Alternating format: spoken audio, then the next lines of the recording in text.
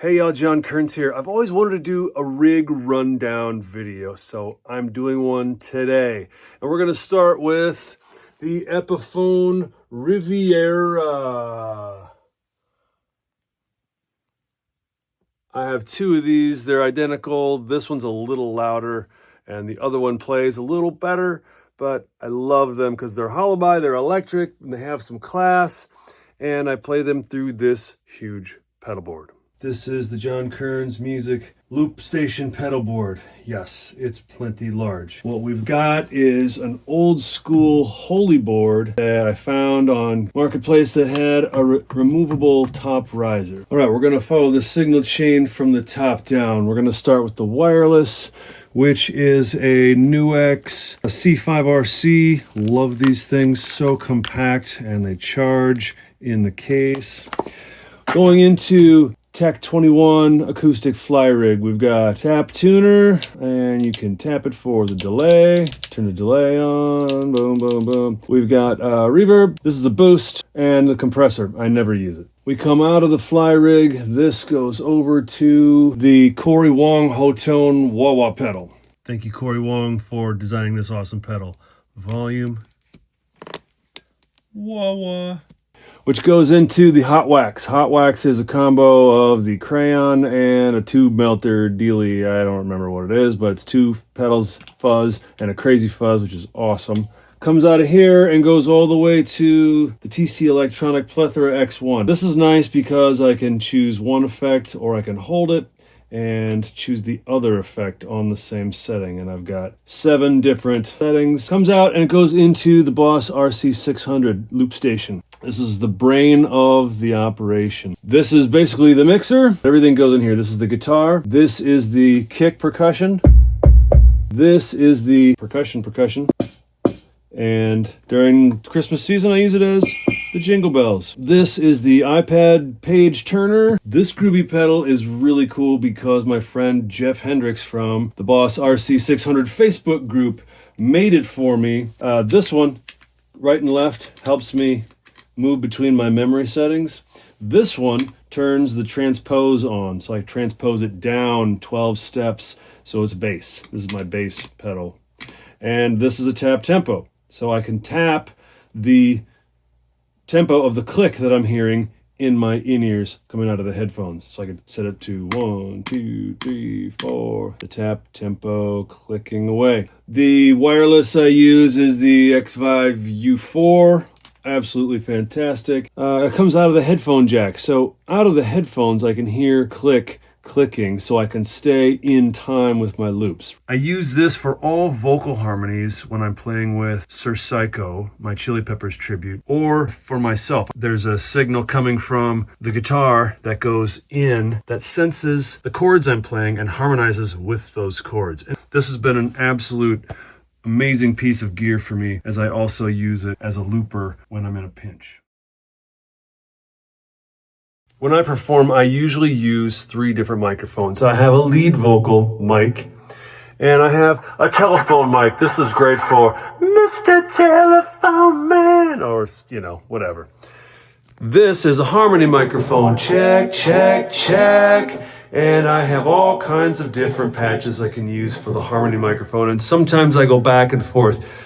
Usually I use the telephone for when someone else is talking, like in Hotel California. So I called up the captain and said, please bring me my wine. And he said, we haven't had that garbage here since 1969. Something like that, I don't know. So here's the takeaway top riser from my old school Holeyboard pedal board. Left to right, very simple here. We've got power. There's USB here, USB-C, and there's other USBs so I can plug in my iPad. Then we've got the Flyrig, tap for tempo, for the delay, or hold for tuner, very simple. Turn on the delay, turn on the verb. Pow is a boost. I use this for all vocal harmonies when I'm playing with Sir Psycho, my Chili Peppers tribute, or for myself. I use 3 microphones. I have a lead mic, a harmony mic, which I just leave on all the time. And then I have a telephone mic. This also has a telephone mic sound in it, but what I really use it for is independent harmonies, and I just leave it on. I usually leave it on high and low. There's a signal coming from the guitar that goes in that senses the chords I'm playing and harmonizes with those chords, and it works mostly well. This has been an absolute amazing piece of gear for me, as I also use it as a looper when I'm in a pinch. And when I want to take this away and play with my Chili Peppers band or play a church gig or something with just the acoustic preamp or just the harmonies, I take this riser off, Velcro it all together. Well, I found this perfect Amazon bag for photography hardware for my little riser. And all I have to do is take it out, set it on my big board, plug it in.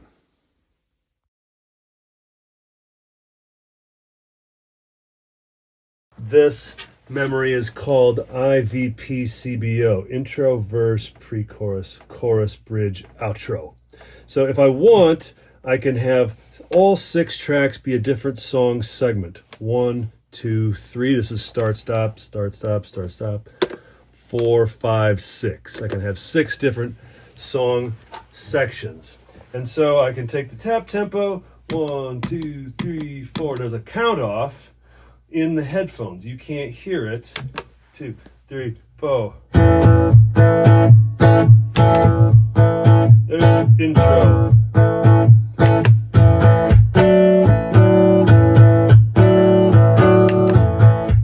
There's a verse. Here's a pre-chorus.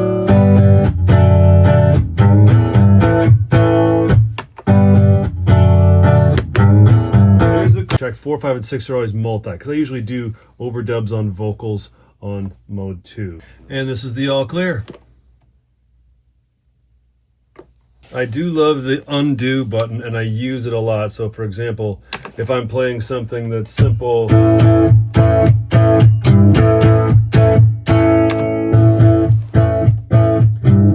I make a mistake,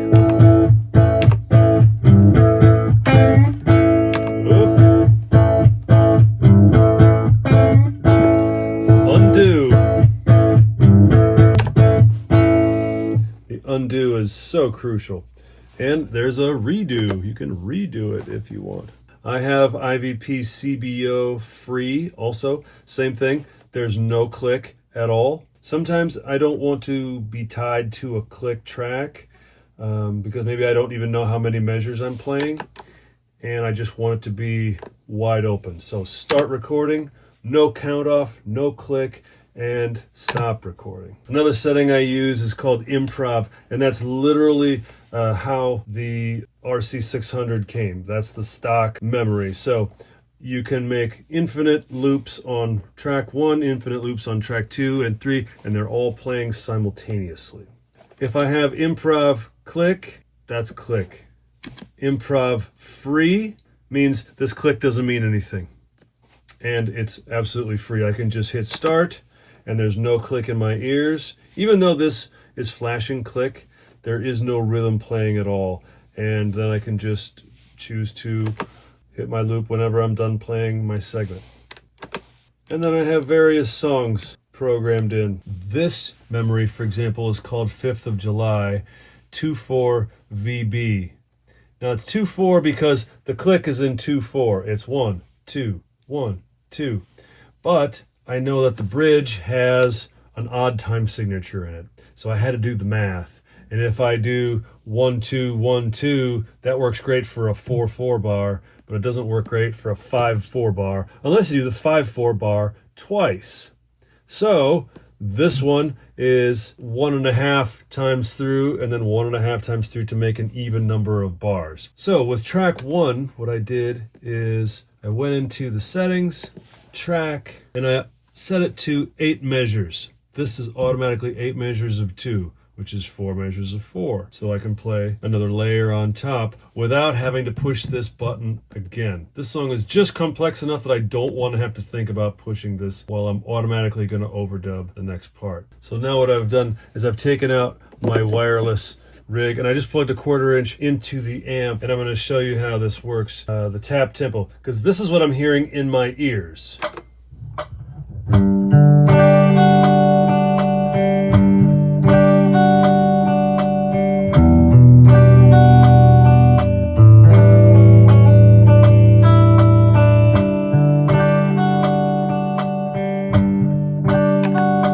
And so you can see it automatically was overdubbing, and I didn't have to push this button again to simply have it go through and stop recording my initial take. This is crucial. I use this all the time.